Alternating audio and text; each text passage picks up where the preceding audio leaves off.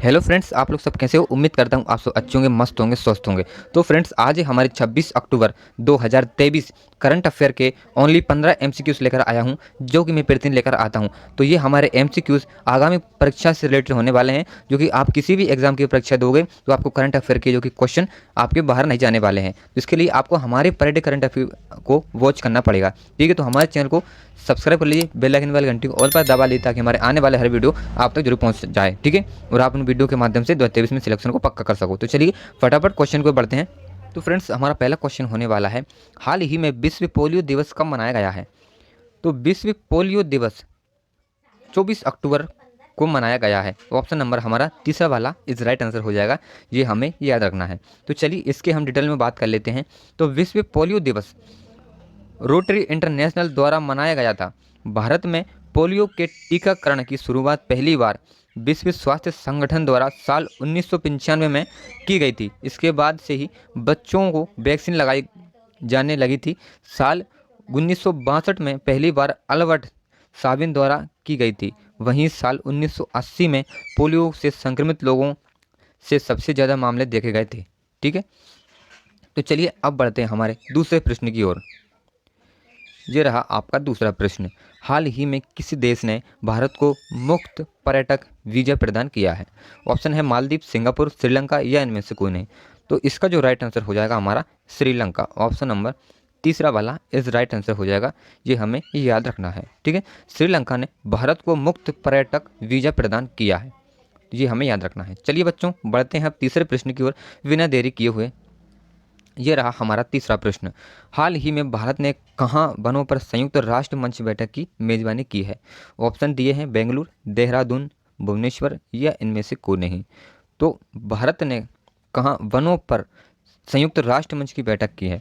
तो देहरादून में संयुक्त राष्ट्र मंच की बैठक की मेजबानी हुई है, तो ये हमें याद रखना है, देहरादून। ठीक है बच्चों, चलिए बढ़ते हैं हमारे चौथे प्रश्न की ओर। ये रहा आपका चौथा प्रश्न, हाल ही में गृह मंत्री अमित शाह ने देश के पहले नैनो डीएपी संयंत्र का उद्घाटन कहाँ किया है। ऑप्शन दिए हैं सूरत, कोलकाता, गांधीनगर या इनमें से कोई नहीं। तो गृह मंत्री अमित शाह ने देश के पहले नैनो डीएपी संयंत्र का उद्घाटन किया है गांधीनगर में। ऑप्शन नंबर हमारा तीसरा वाला इस राइट आंसर हो जाएगा, ये हमें याद रखना है। ठीक है गाइस, तो हमारी पीडीएफ को डाउनलोड करके आपकी फेयर कॉपी में जरूर हमारे क्वेश्चन को नोट जरूर कर लीजिए। ठीक है, जिससे आपको परीक्षा देने आप जब जाओगे तो आपको रिवीजन करने की बहुत ही आवश्यक होगी, इसमें आपको कोई दिक्कत नहीं आने वाली है। ठीक है, तो उम्मीद करता हूँ आप सब समझ चुके हों। तो चलिए बढ़ते हैं हमारे पाँचवें प्रश्न की ओर। ये रहा आपका पाँचवा प्रश्न, हाल ही में किसे edtech startup Henry Harvin education के लिए ब्रांड एम्बेसडर नियुक्त किया गया है। ऑप्शन दिए हैं AR रहमान, चेतन भगत, R माधवन या इनमें से कोई नहीं। तो किसे Airtech startup Henry Harvin education के जो लिए ब्रांड एम्बेसडर नियुक्त किए हैं चेतन भगत जी को। ऑप्शन नंबर हमारा दूसरा वाला इस राइट आंसर हो जाएगा, ये हमें याद रखना है। ठीक है बच्चों, तो चलिए अब बढ़ते हैं हमारे छठे प्रश्न की ओर। ये रहा आपका छठा प्रश्न, हाल ही में कौन दुनिया का दूसरा सबसे प्रदूषित वैश्विक शहर बना है। ऑप्शन दिए हैं मुंबई, बीजिंग, नई दिल्ली या इनमें से कोई नहीं। तो दुनिया का दूसरा सबसे प्रदूषित वैश्विक शहर बना है हमारा मुंबई। ऑप्शन नंबर हमारा फर्स्ट वाला इस राइट आंसर हो जाएगा, ये हमें याद रखना है। ठीक है, आप लोग से अगर एग्जाम में पूछा जाए कि दुनिया का दूसरा सबसे प्रदूषित वैश्विक शहर बना है, कौन सा बना है, तो हमारा मुंबई बना है। ठीक है, चलिए अब बढ़ते हैं हमारे सातवें प्रश्न की ओर। ये रहा आपका सातवां प्रश्न, हाल ही में कौन SCO बैठक के लिए किर्गिस्तान की 2 दिवसीय यात्रा पर गए हैं। ऑप्शन दिए हैं आपको पीयूष गोयल, S जयशंकर, राजनाथ सिंह या इनमें से कोई नहीं। तो SCO बैठक के लिए किर्गिस्तान की 2 दिवसीय यात्रा पर गए हैं, तो वो गए हमारे S जयशंकर जी। ऑप्शन नंबर हमारे दूसरा वाला इस राइट आंसर हो जाएगा, ये हमें याद रखना है। ठीक है बच्चों, किसी भी बच्चे को अगर किसी प्रकार का डाउट होता है तो हमारे प्लीज़ कमेंट बॉक्स में कमेंट कीजिए, हम आपके कमेंट का रिप्लाई तुरंत ही देंगे। तुरंत जब आप रिप्लाई करोगे तब आपके लिए हम 24 हाउस जो कि वैलिड रहे लाइव होते हैं आपके लिए। ठीक है, तो चलिए अब बढ़ते हैं हमारे 8वें प्रश्न की ओर। ये रहा हमारा 8वां प्रश्न, हाल ही में 67वां समचक्र प्रवर्तन दिवस कहाँ मनाया गया है। ऑप्शन दी है मुंबई, नागपुर, कोलकाता या इनमें से कोई नहीं। तो 67वां समचक्र प्रवर्तक दिवस मनाया गया हमारे नागपुर में। ऑप्शन नंबर हमारा दूसरा वाला इज राइट आंसर हो जाएगा, ये हमें याद रखना है। ठीक है गाइज, चलिए अब देख लेते हैं हमारे 9वें प्रश्न को। ये रहा आपका 9वां प्रश्न। हाल ही में किसने महानिदेशक अस्पताल सेवा सशस्त्र बल का पदभार संभाला है? ऑप्शन दिए हैं जोयिता गुप्ता, सुचिन बजाज, साधना सक्सेना या इनमें से कोई नहीं। तो किसने महानिदेशक अस्पताल सेवा सशस्त्र बल का पदभार संभाला है? तो वो है हमारे साधना सक्सेना जी। ऑप्शन नंबर हमारा तीसरा वाला इज राइट आंसर हो जाएगा, ये हमें याद रखना है। ठीक है गाइस, चलिए अब बढ़ते हैं हमारे 10वें प्रश्न की ओर। ये रहा आपका 10वां प्रश्न। हाल ही में किस आईआईटी के 5 शिक्षक दुनिया के शीर्ष 2% वैज्ञानिकों में शामिल हुए हैं? तो किस आईआईटी के 5 शिक्षक दुनिया के शीर्ष 2% वैज्ञानिकों में शामिल हुए हैं? तो ऑप्शन दिए हैं IIT Delhi, IIT Palakkad, IIT Kanpur या इनमें से कोई नहीं।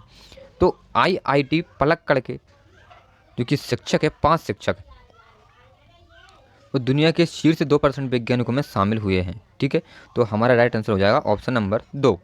ठीक है बच्चों, चलिए अब बढ़ते हैं हमारे 11वें प्रश्न की ओर। ये रहा आपका 11वां प्रश्न। हाल ही में LAYS ने किसे अपना ब्रांड एम्बेसडर बनाया है? ऑप्शन दिए हैं विराट कोहली, अक्षय कुमार, महेंद्र सिंह धोनी या इनमें से कोई नहीं। तो LAYS ने अपना ब्रांड एम्बेसडर बनाया है महेंद्र सिंह धोनी जी को। ऑप्शन नंबर हमारा तीसरा वाला इस राइट आंसर हो जाएगा, ये हमें याद रखना है। चलिए बढ़ते हैं हमारे 12वें प्रश्न की ओर। तो ये रहा हमारा 12वां प्रश्न।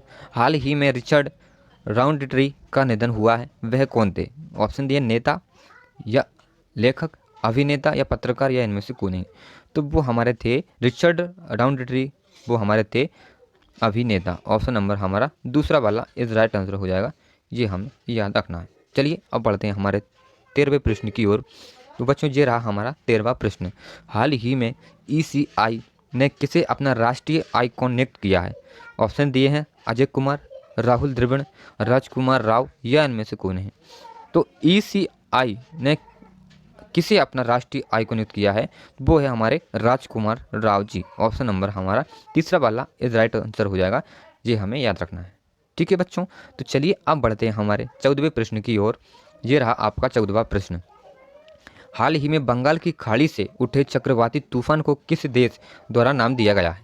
ऑप्शन दिए हैं पाकिस्तान, ईरान, अफगानिस्तान या इनमें से कोई नहीं।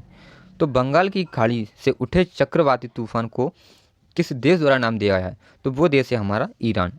ईरान के द्वारा हमारा नाम दिया गया है, तो ये हमें याद रखना है, भूलना नहीं है। ठीक है बच्चों, अगर एग्जाम में आपको पूछा जाए कि बंगाल की खाड़ी से उठे चक्रवाती तूफान को किस देश द्वारा नाम दिया गया है, तो ईरान द्वारा नाम दिया गया है, ये भी आपको याद रखना है। चलिए अब बढ़ते हैं हमारे 15वें प्रश्न की ओर। ये रहा आपका 15वां प्रश्न। हाल ही में किसे अमेरिकी राष्ट्रपति द्वारा राष्ट्रीय प्रौद्योगिकी और नवाचार पदक से सम्मानित किया गया है? ऑप्शन दिए हैं अजय बग्गा, अरुण मेहरा, अशोक गाडगिल या इनमें से कोई नहीं। तो किसे अमेरिकी राष्ट्रपति द्वारा राष्ट्रीय प्रौद्योगिकी और नवाचार पदक से सम्मानित किया गया है? तो वो है हमारे अशोक गाडगिल। ऑप्शन नंबर हमारा तीसरा वाला इज राइट आंसर हो जाएगा, ये हमें याद रखना है। ठीक है गाइस, तो आज हमारे 26 अक्टूबर 2023 के करंट अफेयर्स के ओनली 15 MCQs लेकर आया था, वो मैंने आपको आंसर सहित बता दिए हैं। तो आपको हमारे प्रश्न और हमारी वीडियो आपको कैसी लगी? अच्छी लगी हो तो एक लाइक कर दीजिए, चैनल पर नए आए हो तो चैनल को सब्सक्राइब कर लीजिए और एक प्यारा सा कमेंट कर दीजिए। ठीक है, तो चलिए कल मिलते हैं करंट अफेयर। तब तक के लिए टेक केयर, बाय बाय, जय हिंद, वंदे मातरम।